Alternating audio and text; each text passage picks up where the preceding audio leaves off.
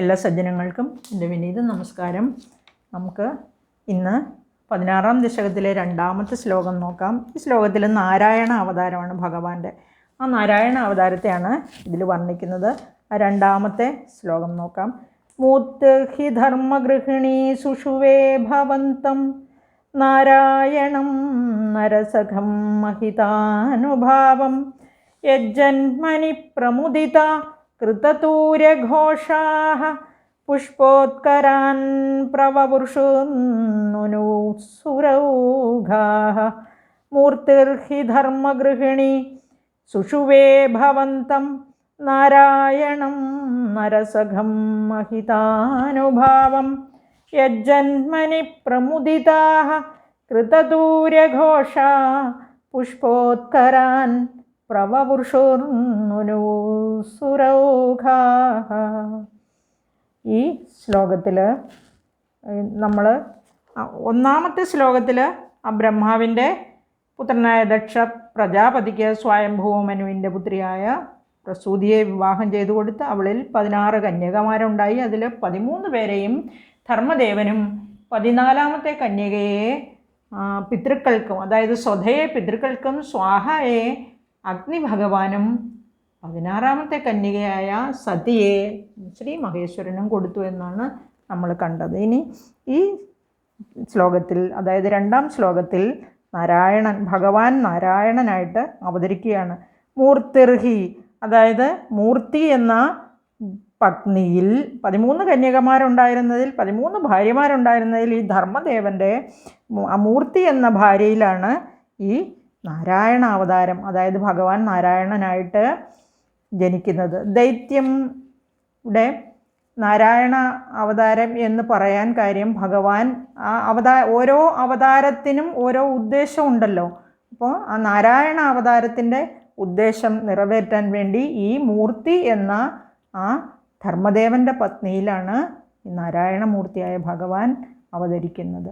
നമുക്ക് ധർമ്മഗൃഹിണി മൂർത്തി, ആ ധർമ്മദേവൻ്റെ പ്രിയതമയായ മൂർത്തി, മഹിതാനുഭാവം ഭവന്തം, ആ ഇവിടെ ലോകരാൽ, അതായത് എല്ലാ ജനങ്ങളാലും പൂജിക്കപ്പെടുന്ന അനുപമ തേജസ്സോടുകൂടിയ ആ നിന്തിരുവടി തന്നെയായ നാരായണം നരസഖം, നാരായണനെയും നരനെയും സുഷുവേ പ്രസവിച്ചു. ആ നാരായണനെയും നരസഖം, നാരായണന്മാരെ ആ മഹിതാനുഭാവം തേജസ്സോടുകൂടി എല്ലാവരാലും, അതായത് ലോകരാൽ പൂജിക്കപ്പെടുന്ന അവിടുന്ന് നരൻ എന്നും നാരായണൻ എന്നും പേരായിട്ട് ആ മൂർത്തി എന്ന ധർമ്മദേവൻ്റെ പ്രിയതമ പ്രസവിച്ചു.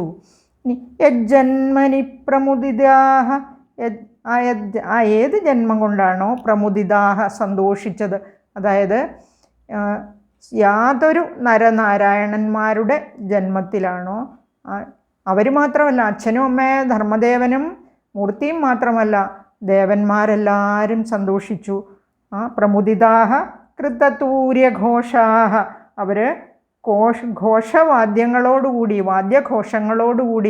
വാദ്യഘോഷങ്ങൾ മുഴക്കി, കൃതതൂര്യഘോഷ, അവർ സ്തുതിച്ചു, സ്തുതിക്കുകയും ചെയ്തു, വാദ്യഘോഷങ്ങൾ മുഴക്കുകയും ചെയ്തു സന്തുഷ്ടരായ ദേവന്മാർ.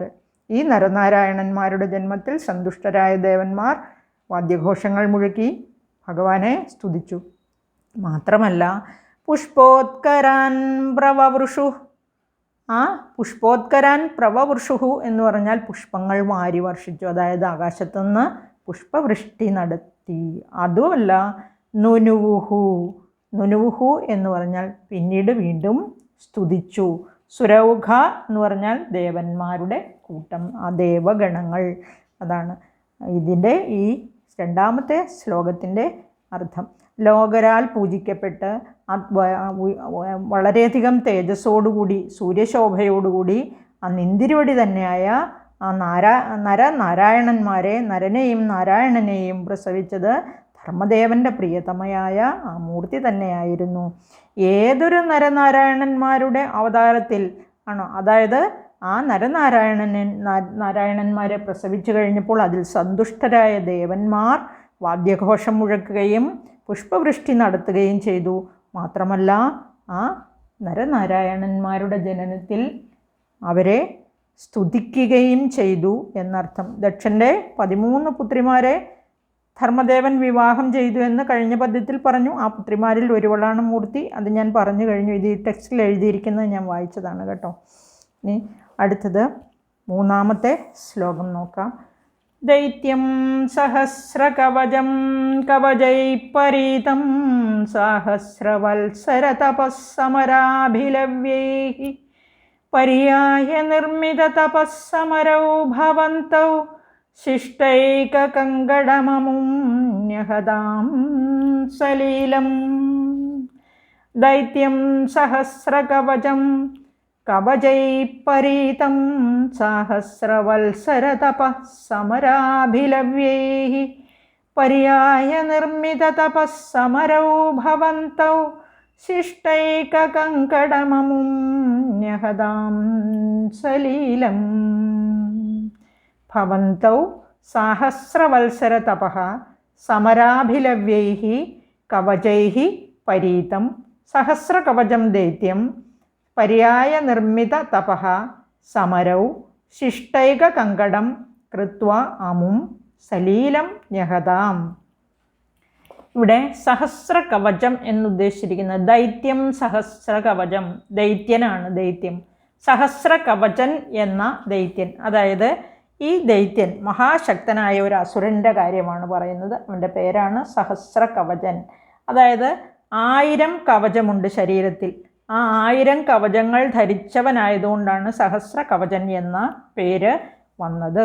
ആ പേരിലാണ് ആ അസുരൻ പ്രസിദ്ധനായത്. ഇനി സഹസ്രകവചം കവചൈപരീതം, ആ 1000 കവചങ്ങളാൽ സംരക്ഷിക്കപ്പെട്ട് സഹസ്രവത്സരതപഃ, അതുമാത്രമല്ല 1000 വത്സരം തപസ് ചെയ്ത് സമരാഭിലവ്യൈ. ഇനി ഇവിടെ സമരാഭിലവ്യൈ എന്ന് പറഞ്ഞിരിക്കുന്നത് യുദ്ധം ചെയ്ത് 1000 വത്സരം യുദ്ധം ചെയ്ത്. ആ ഒരു നരൻ 1000 വർഷം തപസ് ചെയ്യും, നാരായണൻ 1000 വർഷം യുദ്ധം ചെയ്യും. അങ്ങനെ ഓരോ ആയിട്ട് ഒരാൾ യുദ്ധം ചെയ്യുമ്പോൾ ഒരാൾ തപസ് ചെയ്യും. അങ്ങനെ മാറി മാറി ചെയ്യുന്നതിനെയാണ് ഇവിടെ പറഞ്ഞിരിക്കുന്നത്. പര്യായ നിർമ്മിത തപ സമരൗ ഭവന്തൗ.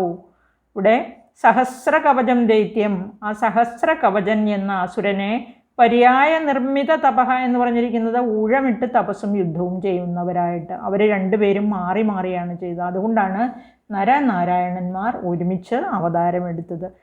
ഓരോ അവതാരത്തിനും ഓരോ ഉദ്ദേശമുണ്ടെന്ന് പറഞ്ഞിട്ടുണ്ടല്ലോ. അപ്പോൾ ഇവിടെ നാരായണന്മാരുടെ അവതാര ഉദ്ദേശം എന്ന് പറഞ്ഞിരിക്കുന്നത് അവർ ഈ നരനാരായണന്മാരായിട്ട് ജനിച്ച് ഈ സഹസ്രകവചൻ എന്ന അസുരനെ വധിക്കുക എന്ന് മാത്രമാണ്. അതായത് സമരാഭിലവ്യൈ, 1000 കൊല്ലത്തെ യുദ്ധവും 1000 കൊല്ലത്തെ തപസ്സും അങ്ങനെ മാത്രം മുറിക്കാൻ കഴിയുന്ന ദൈത്യം സഹസ്രകവചൻ എന്ന അസുരൻ്റെ പര്യായ നിർമ്മിത തപഃ എന്ന് പറഞ്ഞാൽ സമരം, 1000 കൊല്ലം സമരം ചെയ്യുക, 1000 കൊല്ലം തപസ് ചെയ്യുക, ഊഴമിട്ട് ഇങ്ങനെ ഓരോ തവണ വെച്ച് ഒരാൾ തപസ് ചെയ്യുമ്പോൾ ഒരാൾ യുദ്ധം ചെയ്യും. അങ്ങനെ ചെയ്യുന്നവരായിട്ട് ശിഷ്ടൈകകങ്കടമമും, ആ ശിഷ്ടം വന്നു എന്ന് പറഞ്ഞാൽ ബാലൻസ് വന്നു.